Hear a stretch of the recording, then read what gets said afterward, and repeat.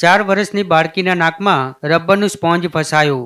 Surgeon doctor Himanshu ઠક્કરે ગણતરીની મિનિટોમાં જ દૂરબીન વડે નાકમાંથી રબરનું સ્પોન્જ બહાર કાઢ્યું. વાલીઓ માટે ચેતવણીરૂપ કિસ્સો સામે આવ્યો છે રાજકોટથી, જ્યાં બાળકી રમતી હતી તે દરમિયાન રમતા રમતા અચાનક બાળકીએ નાકમાં રબર નાખી દીધું હતું. છેલ્લા 1.5 મહિનાથી બાળકીને નાકમાં દુખતું હતું. દવા પણ લીધી હતી, પણ છતાં દુખાવો મળતો નહોતો.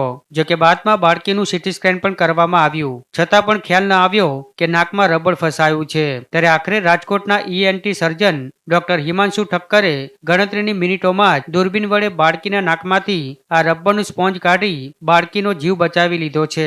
કારણ કે હજુ પણ રબર નાકમાં ફસાયેલું રહેતું તો બાળકીનો જીવ જોખમાય તેમ હતું.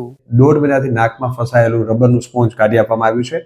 ખાસ વાલીઓ માટે તકેદારીરૂપ કિસ્સો છે કે જ્યારે બાળકોમાં અવારનવાર શરદી થતી હોય અને દવાઓ લેવા છતાં પણ શરદી ન મળતી હોય, નાકમાંથી દુર્ગંધ મારતું પ્રવાહી નીકળવું, બ્લીડિંગ થવું, નાકમાંથી લોહી આવવું, આ બધી સમસ્યા હોય તો તાત્કાલિક નિષ્ણાત ઈએનટી સર્જનની સલાહ લેવાથી આગળ જતા ભવિષ્યમાં કોમ્પ્લિકેશન અટકાવી શકાય છે.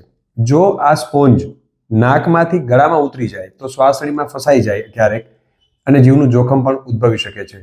એટલે વાલીઓ માટે ખાસ ચેતવણીરૂપ કિસ્સો છે કે નાના બાળકોમાં શરદીના ઓગળવી ના જોઈએ. Thank you.